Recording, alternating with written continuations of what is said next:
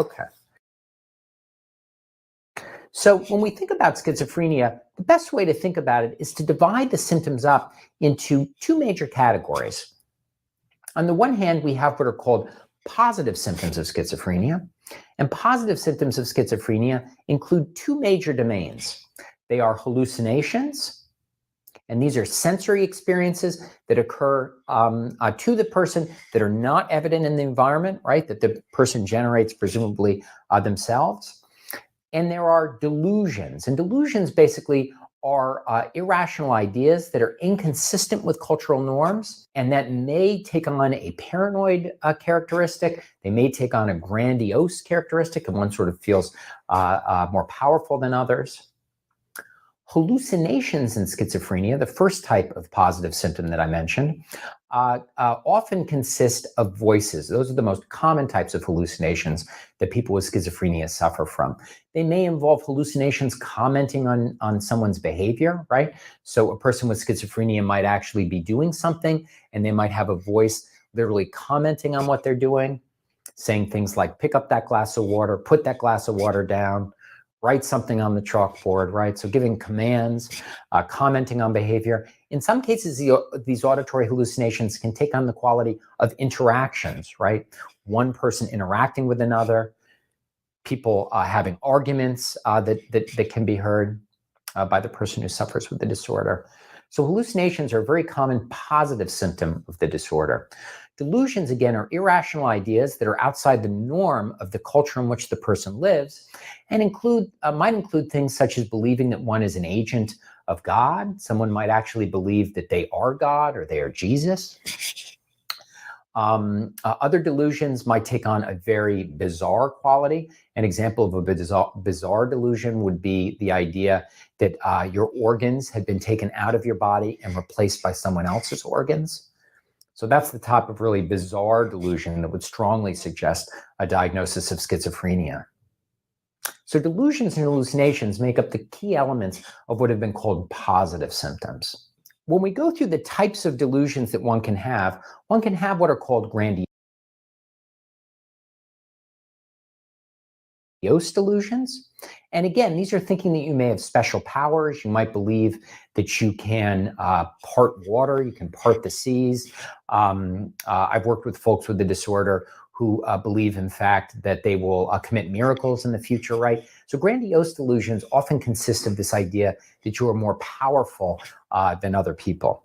Another type of delusion, which is fairly common in the disorder, are paranoid delusions. And these are delusions that you think people are out to get you in some way, right? People with schizophrenia might believe that the CIA or the FBI is after them. They might feel that their phones are being tapped. That's not an unusual fear, that their computer is being tapped by some authority figure. And for this reason, they become very frightened and terrified by the idea that they're being followed by some organization. These would be called paranoid delusions. There are also delusions of reference, and delusions of reference are the idea that people might be talking about you.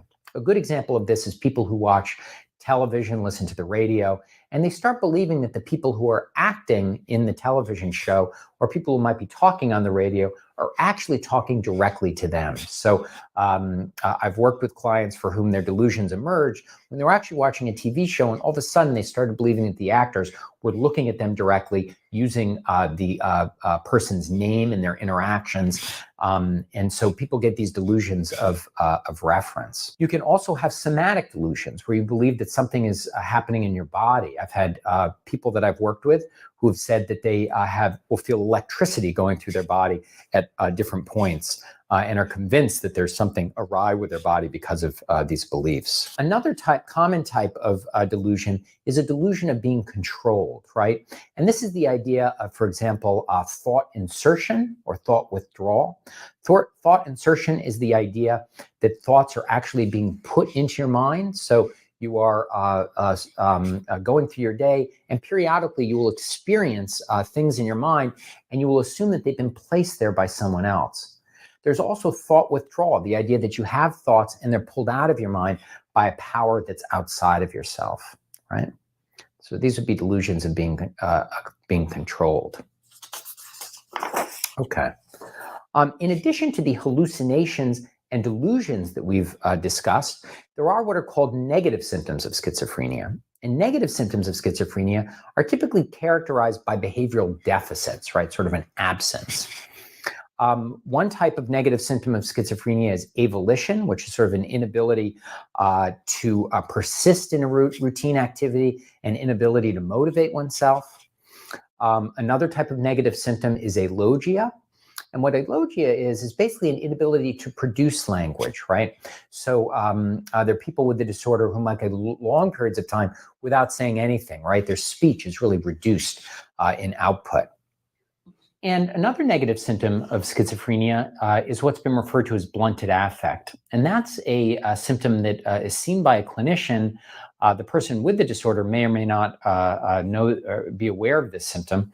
And that is a symptom where there's sort of a reduction in the expression of affect or mood. So people with blunted affect, their facial appearance may look very wooden. They may have a difficult time really expressing any type of emotion on their face. And they may appear just generally sort of reduced in their ability to sort of express emotion through their face or their body. So that's blunted affect. It's another type of a negative symptom. Some people with schizophrenia can suffer from anhedonia, which is a sort of inability to feel pleasure. So that can sometimes be something that people with schizophrenia suffer from.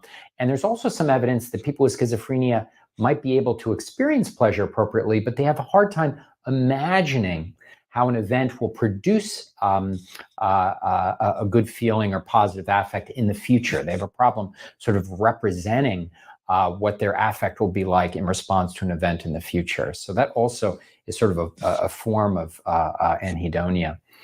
And lastly, asociality, and that's where people become extremely withdrawn. And this can often be the most debilitating aspect of this disorder, where people really isolate themselves. They stop interacting with friends, they stop interacting with family, and rather spend most of their time alone, often inside their house, perhaps watching TV. But really just isolating themselves, and their grooming and hygiene may become very bad. They may sort of stop taking care of themselves. So those are the two major categories: positive symptoms on the one hand, negative symptoms on the other. More recently, research has actually revealed a third domain of symptoms, which is known as disorganization. And what disorganization is what we would think of as sort of thought disorder. It's where thoughts become really very much disrupted, and the ability to sort of maintain a clear train of thought becomes disrupted. There can be severe forms of disorganization that have been referred to as word salad. And what word salad is actually where people literally just string together random sets of words that really convey no meaning to the person who's listening. They may also have what are called clang associations, where people might rhyme words that sound together in the same sentence. These words might really have no relationship to one another, but the person with schizophrenia, their thought processes are so disorganized that they'll just start rhyming words as a way to try to communicate with others.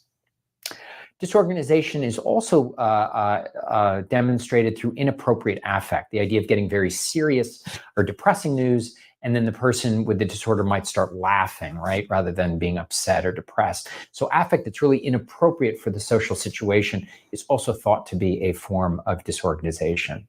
So these symptoms have been pulled out in what are called factor analyses. And these are mathematical procedures by which you look at which different groups of symptoms sort of vary together, right? To one degree, does one symptom change with another, right?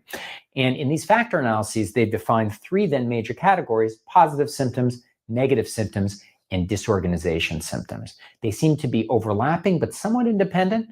And it's quite possible that they would respond quite differently to treatment. So that's the way we'll be thinking about the symptoms in schizophrenia.